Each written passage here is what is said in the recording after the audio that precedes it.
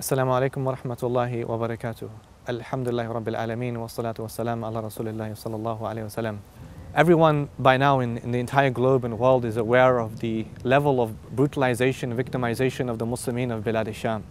We have heard and seen so many cases of torture, so many cases of rape, so many cases of sadistic cruelty and killing of the Muslimin of that country. May Allah give them victory in this blessed month. I don't think anybody is untouched by what is happening in Bilad al-Sham. We remember, of course, the killing of our brother Hamza Bakur. Everyone perhaps has seen the video of a brother who was walking in a hospital and his jaw is completely blown off.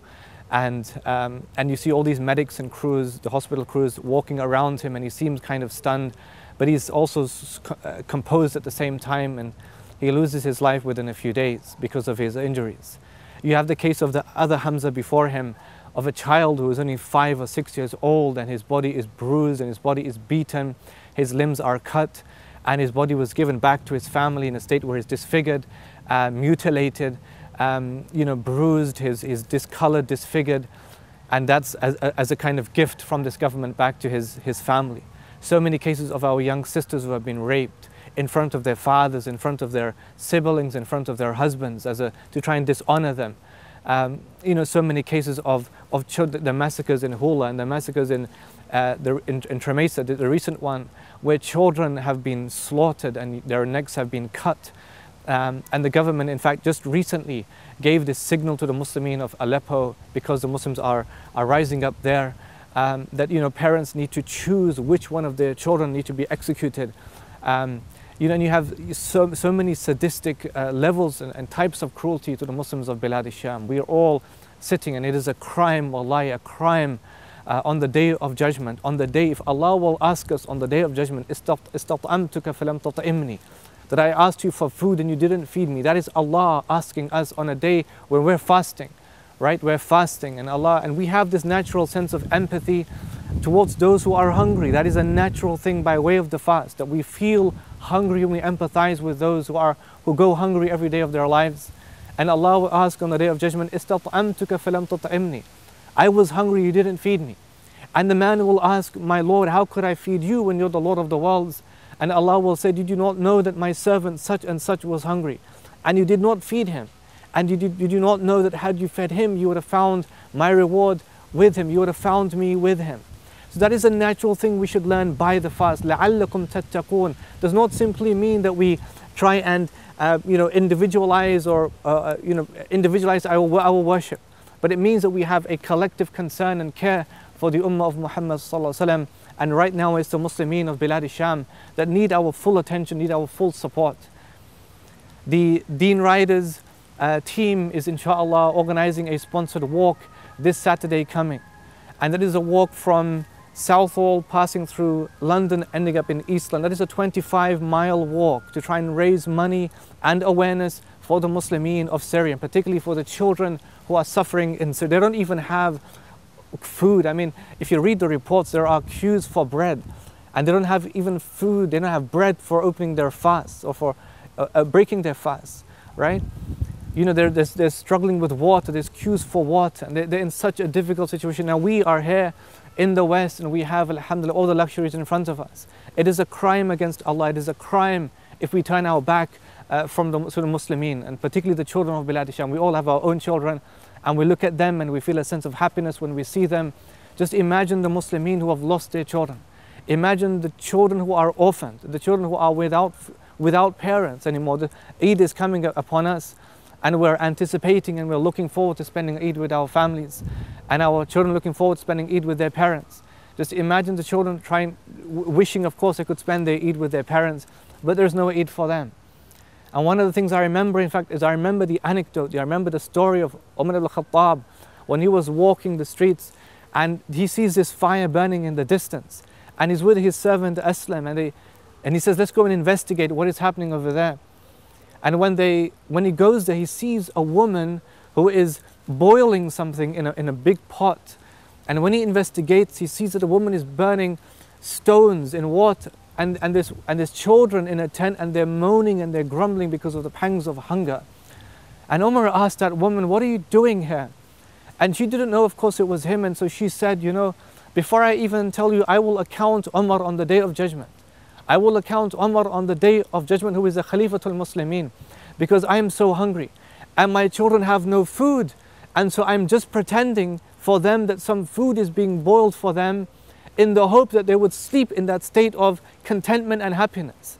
And Umar was so moved by that case of that woman, desperate woman who is concerned and caring for her children, that they don't have any food, that he begins to walk back. And as he walks back, he begins to run. And as he runs, he begins to sprint. And Aslam is confused, why is he doing that? And Umar is concerned, of course, because Allah would ask him on the day of, if Allah would ask us about animals, if in the hadith, the woman was put in Jahannam, in the fire of hell, because she imprisoned a cat, did not give the cat any food or water, nor did she leave the cat, let it out to catch its own food. And Allah placed her in Jahannam, in the fire of hell, because of that. What about human beings? What about those we have this inviolable sanctity between us? Kullu Muslim ala Muslimi haram. Dammuhu wa maluhu wa irduhu. Every Muslim to another Muslim is sacred. His blood is sacred, his honor is sacred, his wealth is sacred.